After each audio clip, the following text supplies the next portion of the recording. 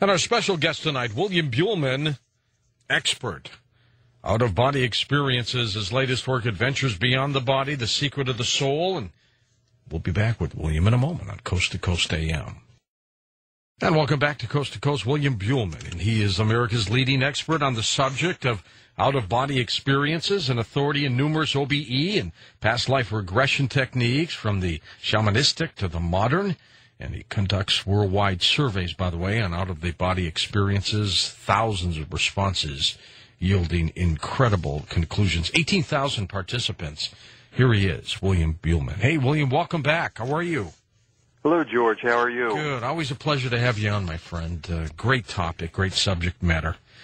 You know, when you were last on with me in April of last year, we were talking about the survey and the participants. Is it all wrapped up now? No, it's ongoing. I still have the survey questions on my website that people, as a matter of fact, I'm always looking for more information, more participants in the survey. And I'm in the next couple weeks, we're planning to start a new survey, a more detailed survey that will be initiated in probably about 10 days. Okay, tell us a little bit about this survey and how did you approach it? Well, initially it was about the vibrational state. When I began to have out-of-body experiences in the early 70s, I was shocked to find that there was so little information about the vibrational state. And, in other words, all the phenomena associated with an OBE, the vibrations, the noises, the sounds, paralysis. I detail these in my book. But a lot of these I found were very common, and yet nobody talked about them, so I wanted to find out more, because when you're having these experiences and you have no explanation for them, they can be a little frightening for people. And for a long time, there was just a lack of knowledge about this entire subject. Matter of fact, we still need a lot more information about the whole entire subject of out-of-body experiences. Well, you know, if you were to go outside and, let's say, talk to 100 people and say, hey, what do you think of OBEs? How many do you think would even know what you were talking about? Well, I travel all over talking about this subject, and I found that it's become pretty widely accepted now. Now, I must admit, 20 years ago it wasn't, even 15 years ago, but now it's become part of our culture. And most people at least will know what it is, at least the people that I have talked to. I would say 60, 70% at least would know what the topic is. They might not know how to achieve it, but they may know what it is. No, not that. But I think it's become pretty widely known. Unfortunately, most people don't understand why it's so important to them. Because let's face it, 1/3 of our life is a complete mystery. You know, what happens when you go into this altered state that we call sleep? And many people are having experiences, and they don't know what they're called. They don't know what they are. They just know something unusual may have happened while they were sleeping. And some of them are thinking they were dreams. They're not sure. You know, it's possible they were having OBEs, and they think they were just dreams. Absolutely. Based on my experiences, which is over the last 35 years, myself and other people have actually observed people sleeping. And one of the remarkable things that we discovered was that people actually, and I'm talking about every listener tonight, will separate, go out of sync from their body when they fall asleep. And now, I'm not saying they float up to the ceiling, but they actually separate. Sometimes it's a matter of inches. But in other words, every human, matter of fact, every mammal, has an out-of-body experience when they go to sleep at night. Now, we're not conscious of it, or at least most of us are not conscious of it. During the dream state, we're actually separated. Our consciousness, our astral body, what many people call it, or our etheric body, is separating from our physical body, going into a recharging mode.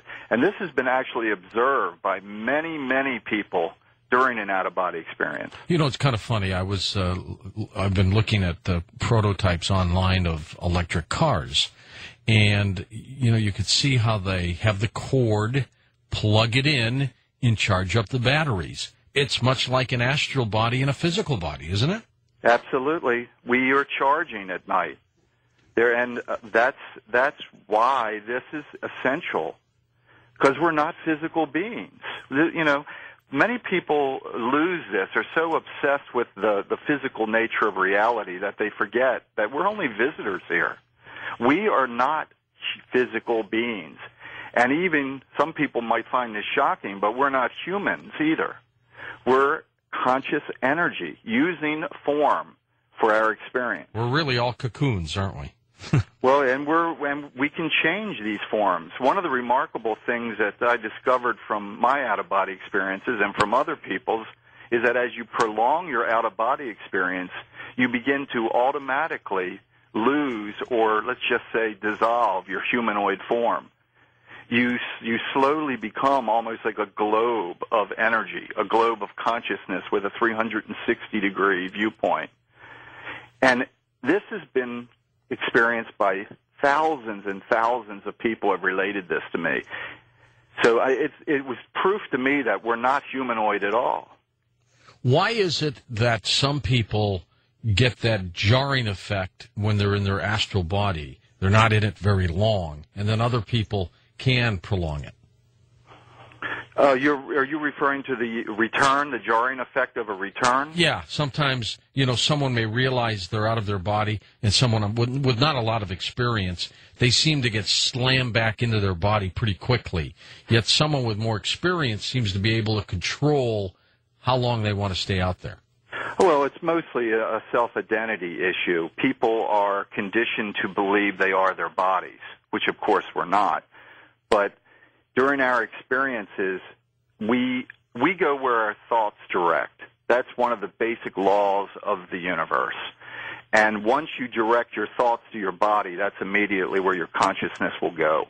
So that's what causes that slamming effect. We have a natural tendency to associate with our dense body. Well, William, let's talk a little bit about the survey, and it was done on an international basis, right? Yes, it was. How did you get your participants? How did you round them up? Well, I was fortunate. My books are in 8 languages, and so my survey was published in 8 languages. So the same survey that's available in English was available all through France, Germany, all through, matter of fact, parts of Asia even, but almost all of Europe. My book sold well, and people started to fill out the surveys and send them to me. And I received an incredible, I still have cases and cases of mail from people who completed the survey. Matter of fact, I had to get an interpreter to read a lot of the stuff from Germany and France and Italy. And that's really where it comes from. Also, I've done workshops all through Europe now for 10 years. So I get a lot of exposure that way, and I always encourage people to participate, to provide as much information as possible. So it gave me really a rare opportunity to get more information probably than anyone else. Matter of fact, I know it is. My problem is I need almost help to analyze all this data that I receive. Are you doing it all yourself, Bill? Yes, myself and my wife, and at one point I have twin boys. We were all 4 working on just trying to analyze the data, compile it, and it's a big job. It sure is. It sure is. Well, let's talk about some of the aspects of the survey. For example, tell us about the expecting mothers communicating with their future child. That's one of the fascinating things that I've received. I just did a workshop in France and in Italy a few months ago, and I received an incredible amount of information. Even then, just recently, this is brand new information, where I had actually 3 participants, 3 women who were attending my workshop in Italy. They had been pregnant just in the last 2 years. And that's one of the reasons they come to the workshop, is because they had actually had an OBE during their pregnancy. And they swore to me. This is before the workshop. They come up to me all excited and started explaining how they actually communicated with their baby before it was born in what people would perceive as in the spirit world.